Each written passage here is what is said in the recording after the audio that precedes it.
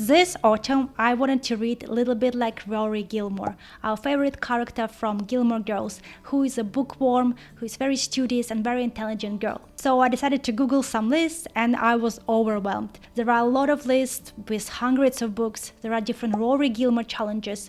There are a lot of books to choose from and I didn't know where to start. I do love reading, but I am not someone who have read all the books out there.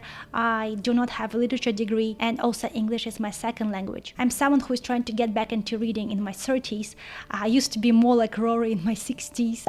I used to be more like Rory in my teen and younger years, but then, corporate life happened, jobs, responsibilities, running my own business, and so on. We are all inspired by Rory Gilmore. She has a lot of good qualities: analytical, quiet, someone who can enjoy books, who can spend time exploring people's lives and faiths and be kind of immersed into this other world, something that a lot of us need now in the time and era of social media, TV, scrolling, and so on. On a quest to find some books to read that Rory would recommend or loved, I was overwhelmed, as I said. That's why I have created my own list of just 10 books, a starter pack for reading like Rory Gilmore, something that anyone can attempt or doesn't even have to read all the books. How did I choose these 10 books? I went through season 1 and 2 of the show and saw what actually Rory says likes, what she reads for joy, what does she say is her favorite,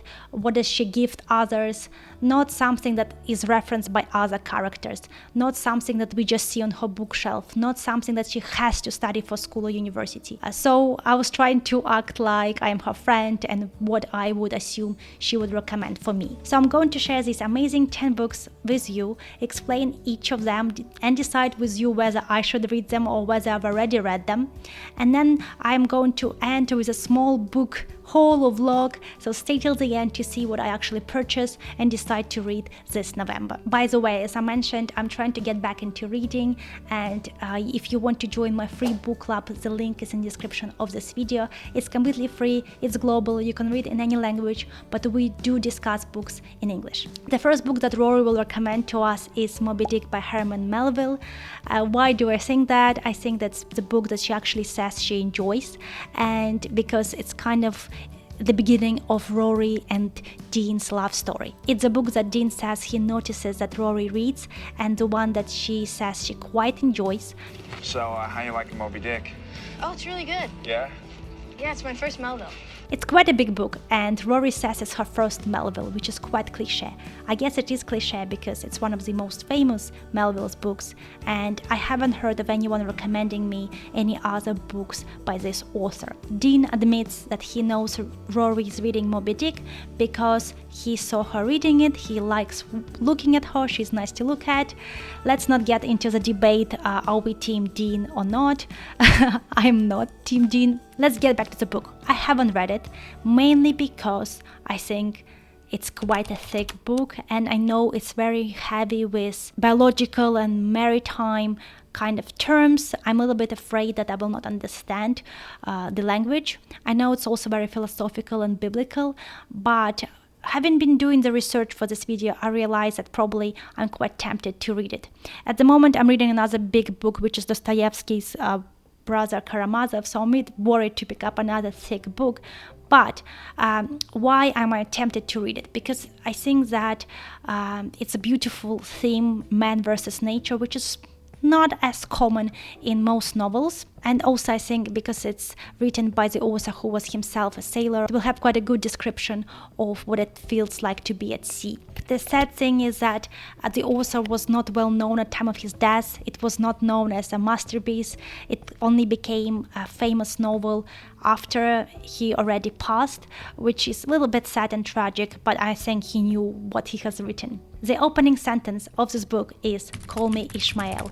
You probably have heard this phrase, even if you have never read this book. And Ishmael is a biblical character name that foreshadows what happens with that character. So I still haven't decided whether I should pick up this huge book now or when I travel to the seaside or some kind of sea trip. Well done, Rory, for getting into this quite deep philosophical novel so young and already loving it. The second book that Rory would recommend to us is Madame Bovary by Gustave Flaubert. Again, we know this. Thank you to Dean for stalking Rory and telling that he saw her reading it under the tree, and he saw that she missed everything that was happening around her because she was so into this story.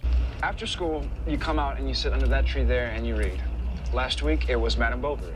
Haven't done some research about this book. It's about Emma Bovary, a girl that is into beautiful lifestyle, who lives beyond her means, who is excited about the wealth, romantic themes of life, about beautiful things. Basically, someone who is obsessed with Instagram and beautiful lifestyle but doesn't have the means to afford it. I think it's very much relatable to what is happening to us nowadays. It's obviously a French novel written by a French author, and it's translated into English. I don't speak French well enough to read this type of novel, so I do have to pick up a good translation if I choose to read this book, but it seems that the author was praised for the way he wrote it. Apparently it's close to poetry, even though it's a prose. The grammar, the structure of sentences, the flow, it's very beautiful. And it's just up to 400 pages, so maybe it's one of the novels that we will read this autumn. The third book is Northanger Abbey by Jane Austen. Again, this is the book that we know Rory loves because of Dean. She gave this book to Dean and he loved it, and she was really happy that he loved it, and she was saying, well, I knew you're gonna love Jane Austen and I'm glad you love this novel. This actually is a phase when Rory wasn't such a good friend to Lane. You liked it. You liked Jane Austen. I knew you would. Lane, Dean likes Jane Austen. Wow, who would have thought? And it's painful to watch this scene because I do love Lane. We all have that friend that becomes obsessed with her new boyfriend and ignores us. I haven't read this Jane Austen's novel. I read 4 Jane Austen's novel, Pride and Prejudice, Sense and Sensibility, Persuasion and Emma, but I haven't read this one. To be honest, I don't think I even heard about it before. Maybe I did, but I forgot. Anyways, it seems like a very interesting story again about a girl who is romanticizing her life a little bit, and it is to do with her reading different Gothic novels and pretending like she's in one of those novels, as to my understanding, and it is a little bit of a satire of Gothic novels. If we explore it in our time, I assume it's about the girl who read a lot of Twilight and thinks she's in Twilight, which seems like a good story to read. And it is one of the novels that been published after Jane Austen's death, and it was written over several years. It seems like a great book to read. I am excited to pick it up. I think that it's a very strong contestant to be on my reading list this autumn. And the cool thing is that the main theme of this book is value of reading, why we should read, and what reading does to us. The fourth book is Jane Eyre by Charlotte Bronte. Rory would recommend it to us. She asked Dean to read it in exchange for some cookies. Cookies? How can I repair? How about a little Charlotte Bronte? Obviously, throughout the seasons, we do have her reference Bronte sisters, or Jane Eyre several times. Finally, the book that I actually read, and I read it, I think, also in my teens. I love this book. I really recommend this book, and I want to reread it, but perhaps I do have to pick up a new book for the sake of the experiment. But again, thinking about this book for this video, I was just so excited to share with you that it is one of the most amazing books ever written. But it is a little bit dark and gray. It is a little bit depressing. Okay, it's not a little bit depressing. It is depressing. Jane Eyre is one of those characters that I'm just so inspired. It's a woman that was fighting for her independence, for freedom, that wanted real love, but also had a lot of moral constraints. Someone who has been through a lot of hardships, but is willing to work to get to the life that she wants. Someone who is very, very intelligent. I think she's more like Rory Gilmore if we are comparing to someone in the show, because Lorelai does want to be independent. She has her own convictions. She doesn't want to give up her freedom, and for her it's not so much about finding the husband or marry rich. It's about having the life that she knows she wants. The fifth book that Rory Gilmore would give to us and would really recommend is Metamorphosis by Kafka. why did I pick this book? Rory considers to give this as a Christmas present to Dean, the first Christmas they're dating. So obviously she loves this book, otherwise why would she gift it to her boyfriend? And Elaine says, well, it's a stupid kind of present. You are the one that loves reading, not Dean. A book for Dean. You got Dean a book? Yeah, Metamorphosis. Metamorphosis. It's Kafka. Very romantic. Basically, if we were friends with Rory, she probably would gift us this book as a Christmas present in a Secret Santa kind of occasion. It's quite a scary story in terms of conceptually thinking about it. Someone wakes up, I think it's like a clerk or insurance worker or some kind of person that works in a corporate job back then, and he realizes that he's a cockroach or an insect and he needs to figure it out. I think that interesting thing is that one of the things that he is worried about is how to get on time to work. A lot of the themes of this author, Kafka, who I think wrote in German, and he was Austrian-Hungarian, correct me if I'm wrong, and a lot of things that he considers in his books is about bureaucracy, corporate life back then, laws around us, the systems around us that shape our life. We never find out whether Dean reads it, whether he likes it. I think that I shouldn't be afraid to pick it up. If Rory read it, maybe I wouldn't find it as difficult as well. And number 6 is a book that you probably would guess be on this list because it's one of the most famous pictures out there of Rory with a book. That is Unabridged Journal of Sylvia Plath. It's the one that Rory reads outside Dean's school. It's the book that we kind of associate with Rory reading in her thoughts. I've never read anything of Sylvia Plath. I don't know how it escaped me. I think mainly because I don't like poetry and it never been covered in the school programs on schools I went.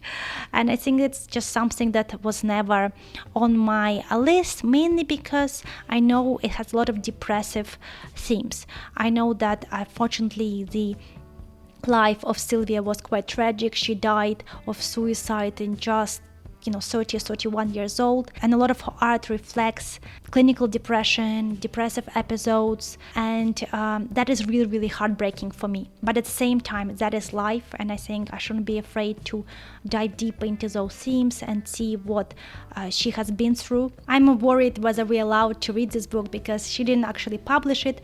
It was her husband that gave permission to her to publish it to her children or to others. It does feel quite personal to read someone's journal. At the same time, Sylvia did explore a lot of her personal struggles in her art, in her work, so I think she was used to sharing those personal attributes of her life.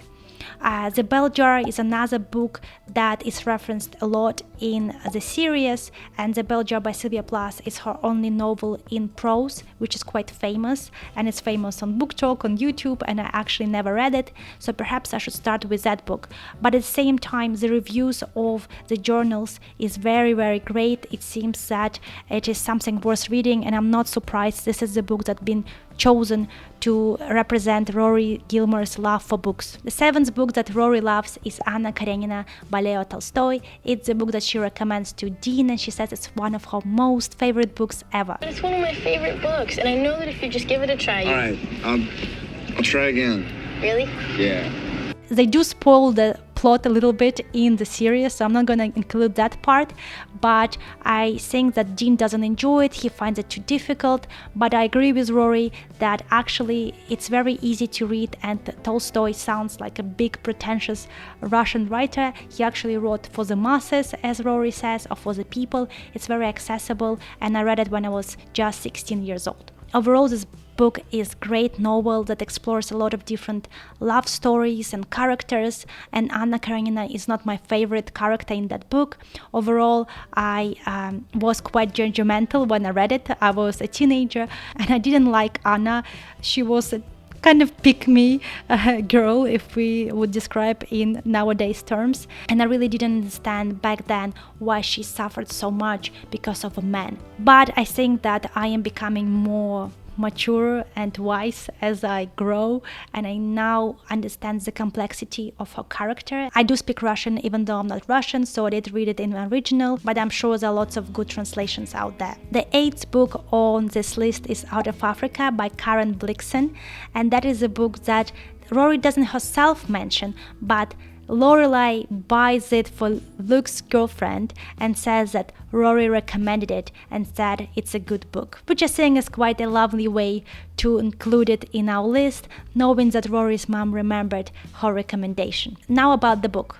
I haven't read it, but I understand that it is autobiography of this woman that was Danish, but she lived in Africa and was running a coffee plantation in Kenya. And this is basically her description of her life there, the characters, the people she meets, and just her journey in Africa. I assume this book is quite controversial today because it was set in a colonial British East Africa era. Obviously now a Danish person wouldn't just go into Africa and own a plantation. According to my research, some things that are written in her book are deeply empathetic and human, while others are kind of reflecting the time of racial attitudes back then. Even though I think it's interesting to read someone's account, even if we don't agree with their values, I'm not super excited to pick up this book yet. I know there is a film adaptation with Meryl Streep in it, so maybe that's something I'll consider, but never say never. In the end of the day, maybe it is a great book, and if you read it, let me know. Number 9 is Mrs. Dalloway by Virginia Woolf. It's a book that Rory was reading at Grandma's while waiting for Lorelai and Emily to stop bickering, and here is the scene. Lorelai, get away. Tell me now. I'm serious, get away from me. Please tell me. There are lots of Virginia Woolf's references in the show. Obviously, Virginia Woolf is one of the early feminist writers, and we have seen other books discussed and mentioned throughout the seasons, but this is a book that she was actually reading, and I assume that she was reading it because she was enjoying it. It wasn't her school program. I'm excited to actually read this book because it is set in one day in post-war London era. I used to live in London, and I love reading books that are set in London, but also I think it's quite interesting that the whole book is, or the whole novel is just set in one day. And apparently the way it is written is kind of like a stream of consciousness, like someone was giving you a voice note where they just talk and talk over the different ideas in the heads or what they see while they're working around. And even though it seems like it's going to be difficult to understand, apparently the flow is just amazing. I've only read one Virginia Woolf's book, and I think Mrs. Dalloway should be the next book that I pick up. And 10th book is Letters to the Young Poet by Raina Maria Rilke. I think it's a cute way to finish the book list because the way we find out that Rory loves this book is because when she goes to the book sale, she finds this book in paperback for just $1 and she picks it up even though she already has one in a hardcover, and I assume she wants it in paperback because she, just like me, loves all the books, but also because she can carry it around because she loves carrying books around, as we know throughout the show. Book? Yeah. You brought a book to the dance? Yeah. This book is actually just 10 letters from Rilke, who is a famous poet, to another young poet called Capus. They were corresponding back in the day, and Capus asked Rilke to give advice or critique his poems, but Rilke said, look, I'm not going to do that. I'm actually going to give you life advice to help you become more intelligent, to know how to write poetry, to know how to analyze your poetry, how to find yourself. And that sounds like a great way to read someone's life advice. I'm actually really excited to dive into that, and it seems like it's going to be quite digestible, just 10 letters, but at the same time I assume the themes, the thoughts in these letters are going to be quite complex and something to think about. So now let's see what I actually bought in the bookshop and which books I chose, but let me know in the comments which ones you want to read. So I just got back from the bookshop, yes, and I'm gonna show you what I got. So, little bit constrained by my location where I live in Cyprus, which doesn't have Amazon and doesn't have a lot of English-speaking book choices. I mean, it has some, but it's not like in UK or US, obviously. And I had a little bit of budget constraints as well. I didn't want to spend like 30 euros per book. So the first one I got, Virginia Woolf, Mrs. Dalloway. I think that looks like a great book, and we discussed how it's going to be set in just one day. Yes, I'm sorry. It's not about you at the moment. I'm not giving you attention, but we need to look at those books. Then Northanger Abbey. It just looked like such a great edition, and again, I was excited considering my research. Okay, next we have Madame Bovary by Gustave Flaubert. This one was the most expensive books because it's this cool edition. And yeah, I'm excited. It's a bit thicker. And finally, Metamorphosis by Franz Kafka. I was just so intrigued to see how it goes. Really, really excited. Because this is my choice for this autumn. And check out my anniversary flowers. Today is my anniversary with my husband. Let me know if you liked this video of a realistic book list of Rory Gilmore. What are your choices, whether you like the way that I chose those books. Also, let me know whether you read any of those books. Let me know if you want part 2, where I create another list based on later seasons, but with the same logic. And also don't forget that I have a free book club that you can join, and obviously subscribe to this YouTube channel and my Instagram. Thank you so much for being here, fellow Rory Gilmore's fans, and good luck with your reading.